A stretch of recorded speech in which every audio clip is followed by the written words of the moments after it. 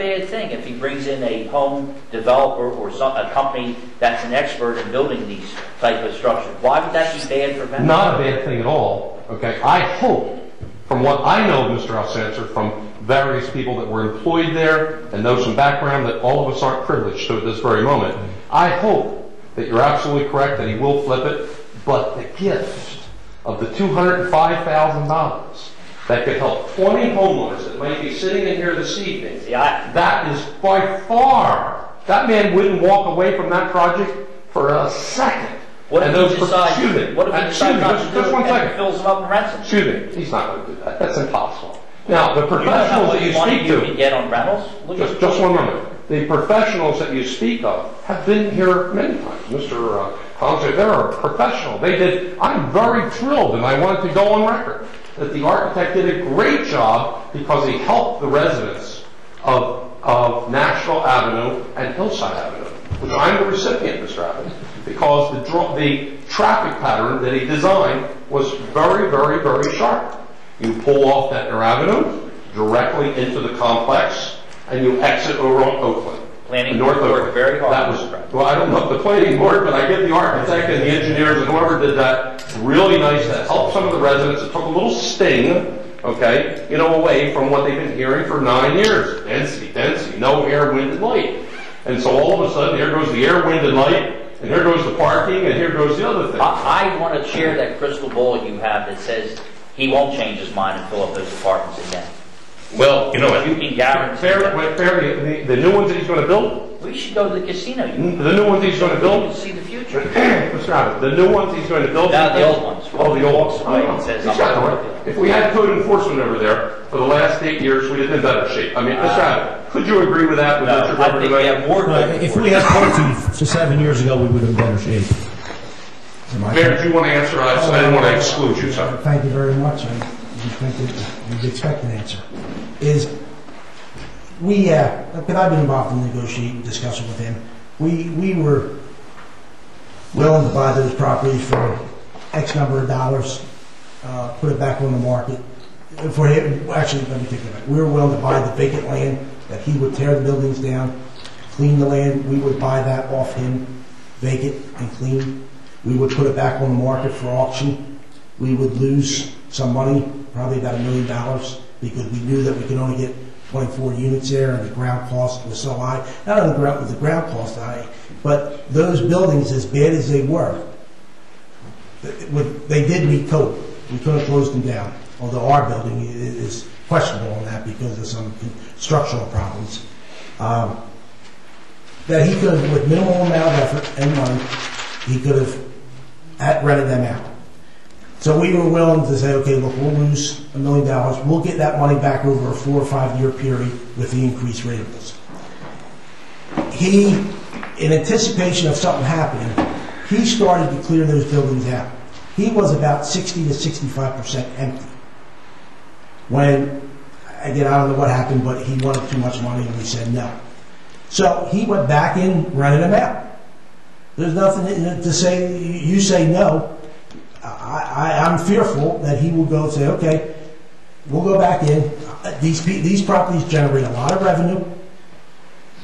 It's rental housing close to Atlantic City. We know there's a value to that, and I'm sure you know probably better than we do.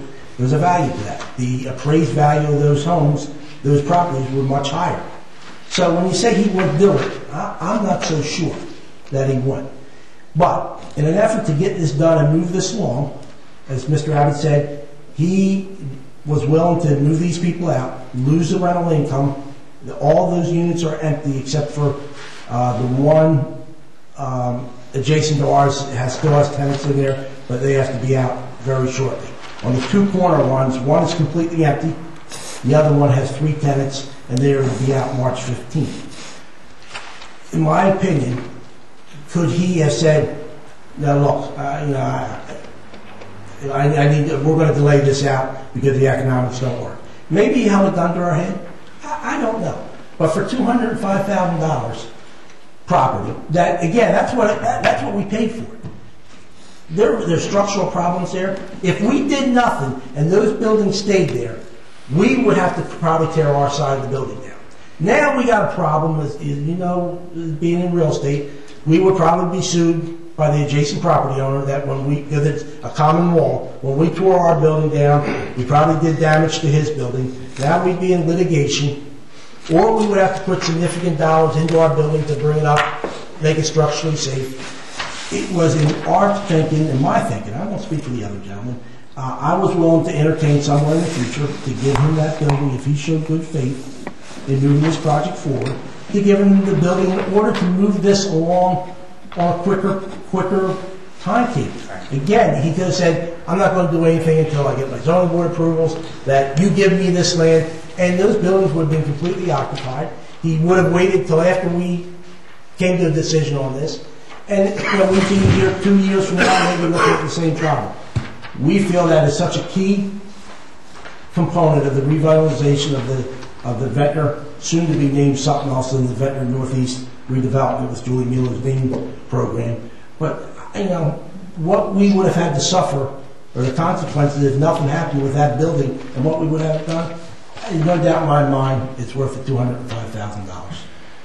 Well, Mayor, if you hired the same people, and not to take a chance.